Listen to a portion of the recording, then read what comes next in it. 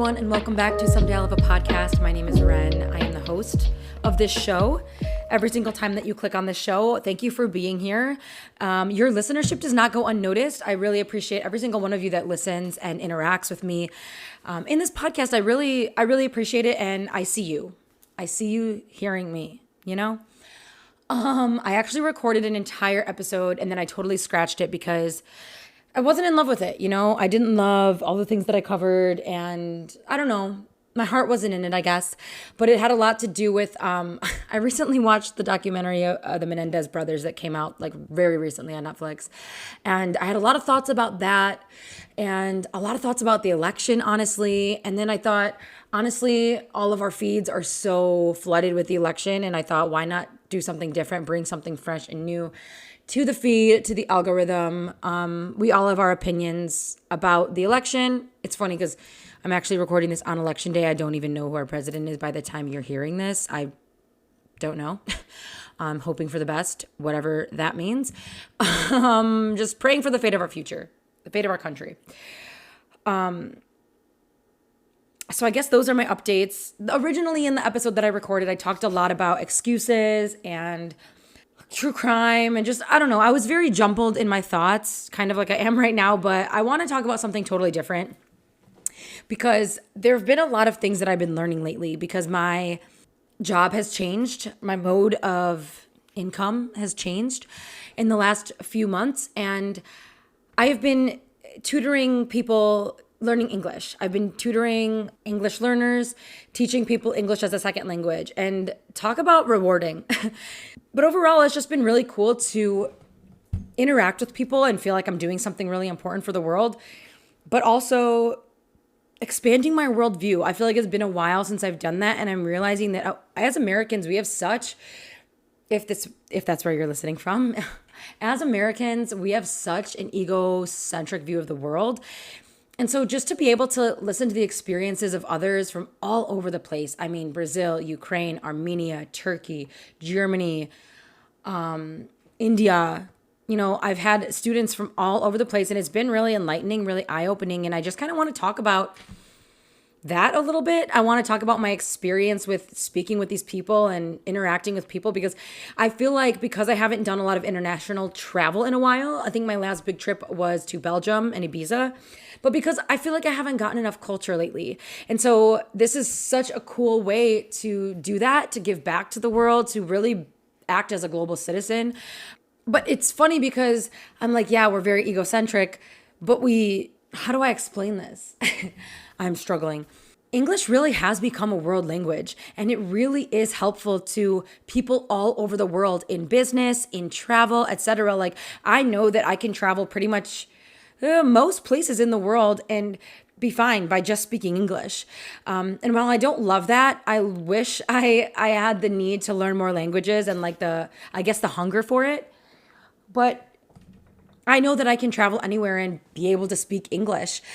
And now I feel like I'm helping other people have this confidence in their future of their careers, in their travel experiences, etc. And it really is becoming a universal language in connecting people. And I feel that as a native English speaker, I'm recognizing really the extent of that privilege because I'm hearing a lot of people and their struggles on learning the language and the difficulties. It's a difficult language, y'all. Think about it. There's been this funny guy going around the internet on Instagram Reels and whatever, and he's playing the role of this teacher. I wish I could find his name. Now I'm gonna totally butcher it. I can try and put his profile in the show notes if I find it. But he basically plays this role of the teacher teaching English, and how these crazy pronunciations, like things don't make sense in the way that we pronounce things, in words' meanings. Like, English is a really difficult language. For example, I remember when I was in college, a running joke we had with like the people in my dorm was like, baked and naked do not rhyme, but they should, because they're spelled essentially the same exact way, just with the different first letter. And there are so many examples of this. There are so many homonyms and homographs and just crazy words that don't make sense, how we pronounce them, or words that have multiple meanings. And all of these things add up to make it a very difficult language. Not even to mention, we have a very vast language. We have 10 different ways to explain one idea. We have so many synonyms for words, just like the most basic word, like good. Okay. There are so many different ways that you can express feeling good or looking good. And it's not that common in a lot of other languages. So I feel like I'm at this place now where I'm fully really recognizing my privilege in being a native English speaker, but also I feel like I'm doing something good by sharing that gift with the world and being able to monetize it. Like, I think there's a lot of stigma around like monetizing hobbies and passions and things lately, but this is a skill that I can offer people, and it's really cool to be able to be in a place in my life where I can do that. Like, I am totally, it's been a journey, y'all. It has been a rough journey to get here, and I'm excited to see where it goes and where this continues to take me. But it's really cool. It's been a really rewarding experience. There's this poem called The Chaos by a French poet, Gerard Nost Trinité, I think. And I've actually been looking at this poem with some of my students. And I'm going to just read you like a little bit of a stanza from it, and just for an example of how difficult and complex and just crazy this English language is sometimes. So here it goes. Now, I surely will not plague you with words such as vague and ague, but be careful how you speak. Say gush, bush, stake, streak, break, and bleak. Like, so many of these words have the same spelling. They should be pronounced the same, but there's so many little nuances in how we pronounce them, the ways in which we use them, spellings and pronunciations, and it's all this funny thing. It's just really complicated. It's complex and it's difficult. And it's just, oh my God, there's just so many little nuances to this language. And I'm starting to fully recognize that. And it makes me laugh. It really makes me laugh. I also want to comment on the way that, as much as we love AI and technology and translators and things, really at the end of the day, these only get us so far. So for example, like, you can sure go to the store and translate where are the bananas, but in order to have a true connection and a conversation with someone, we can't rely on things such as translators, because we as humans are much more complex and have much more complex ideas, and to be able to communicate is like the most beautiful gift, and it's something that I don't think that technology and robots can really take away from us. And like, what a blessing to be able to aid people in community. One of the things that on my profile where students find me, I really talk about in my introduction video, like how creating a path to communication is what presents us with the best, most important thing that we have, which is true human connection. And while things like Duolingo and Babbel and all these things can be very helpful, truly the best way to learn a language is by using it. And so it's really cool to be part of that and to see it firsthand, and to have a positive effect on these students or people who are really dedicated to learning. And that's the other thing that I have found so beautiful and so inspiring, really, is that these students are so dedicated to learning this, to having English to advance their careers, to find better opportunities. And like, I think that is so admirable. I think that we in the United States, like, I know I could personally vouch for myself in saying this, like, we have become very comfortable and very oh my God, what's the word I'm looking for? Complacent. We have become very complacent with our opportunities, and like, because it's so natural for us and it's so normal, our lifestyle here in America. But these students are so dedicated to education, to bettering their futures. And I think that that's something that we've lost because of the way that our system is set up. And this is, again, just my opinion. This is all alleged. This is just based on what I see. Like, when was the last time you really saw someone be so dedicated to culture or language? to being able to communicate with someone across the world. I feel like because we have that privilege of speaking English and being native English speakers, probably if you're listening to this, I would imagine you most likely are a native English speaker.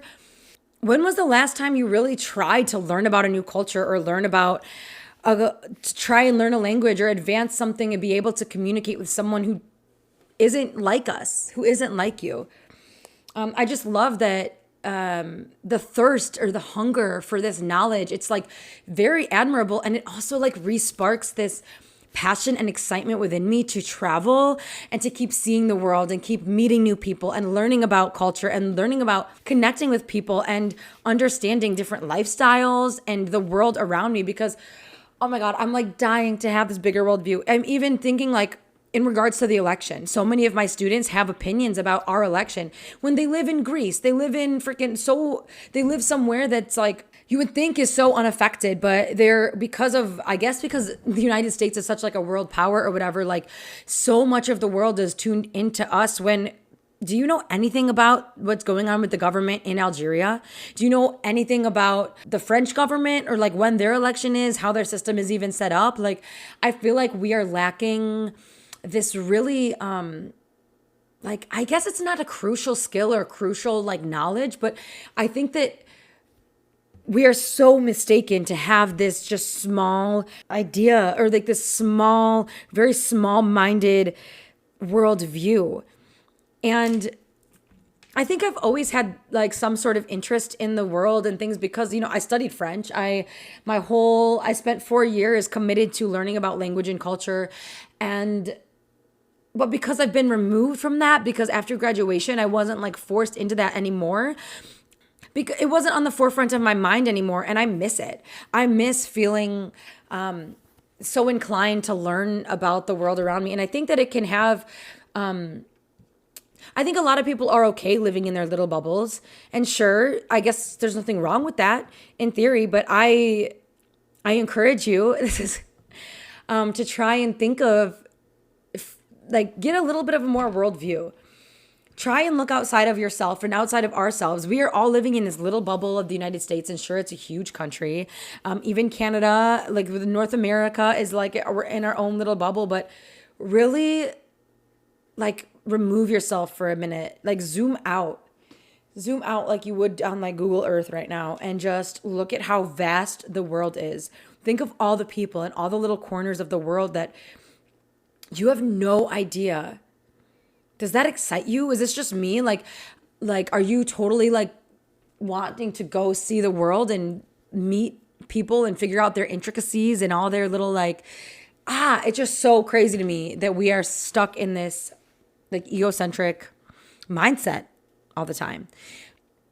And it's so funny because all of my students have like opinions on our election, and I don't know the first thing about even how their governments are set up. And that's just one example. I find myself asking students like, do you have Amazon in your country? Like, is Netflix available to you? Like, do you watch things with subtitles? Like, I don't know. There's just all these little questions I have that like I want to know. I feel like it's so funny because they're paying me, but I feel like I'm the one learning, and it's honestly beautiful. It is beautiful. And I'm so excited to keep adventuring and seeing the world. Like, oh my God. And it kind of connects back to my vision and my, I guess my goal with like my YouTube channel, because it's all about like inspiring and encouraging people to get out of their comfort zones and go travel, go see the world and stuff. But this is like my reminder to, girl, literally go do that. And now this is your reminder. Go find just go explore. There's so much out there to see and to do and to like learn about. Oh my God, we need to be lifelong learners. We need to make sure we're prioritizing that, y'all, because we become so complacent in sitting on our couches and watching a Netflix movie that's funny and great and whatever. Sure, it's great entertainment. Believe me, I do the same thing.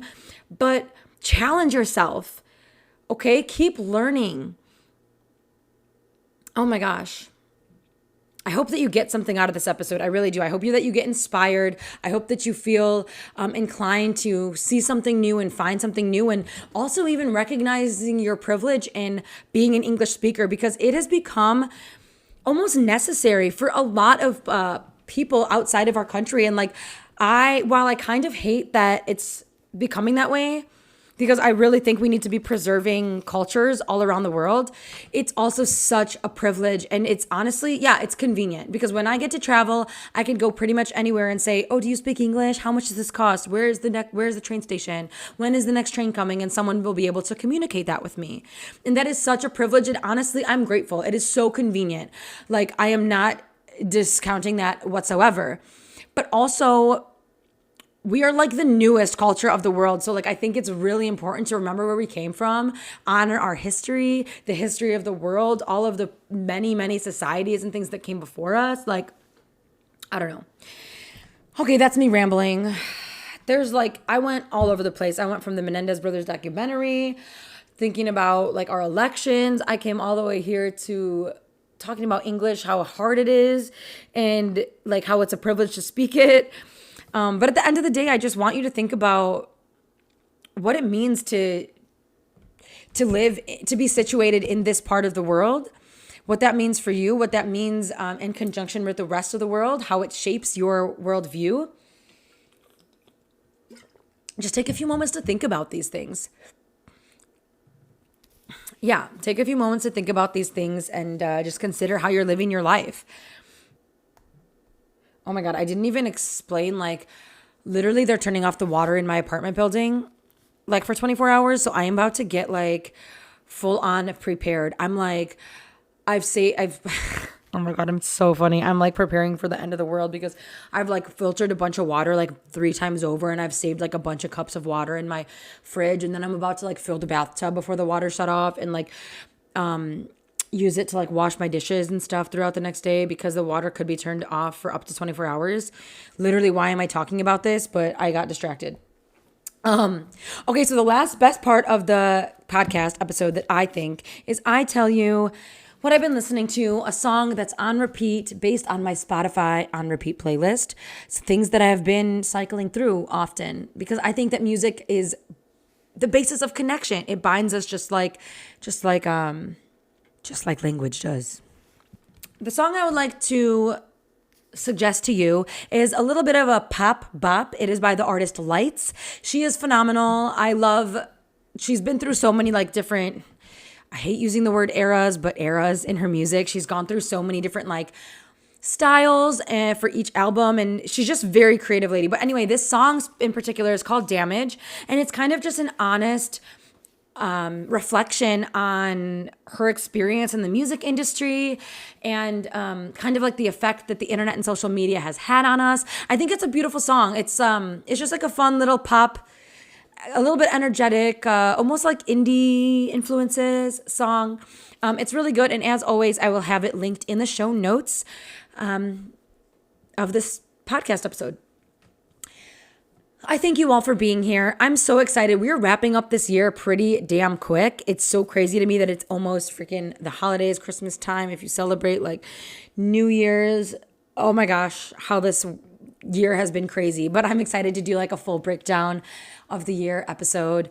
If you liked anything that you heard here, consider giving me a review on anywhere that you listen to your podcast. It just helps me get pushed into the algorithm. Also, word of mouth is so necessary and helpful. Word of mouth is like the best way that you can share things these days. It truly is. I don't care what anyone says. Word of mouth is so powerful. So if you liked anything that you heard here, consider sharing it with your friends, letting them know that you're enjoying Someday I'll Have a Podcast. And anyway, with all of that, thank you for joining me today. I look forward to meeting with you again soon. As always, my DMs are open. I want this to be a conversation and a community. So hit me up. Let's start this conversation. Let's continue this conversation. Thank you for being here. I hope you enjoyed.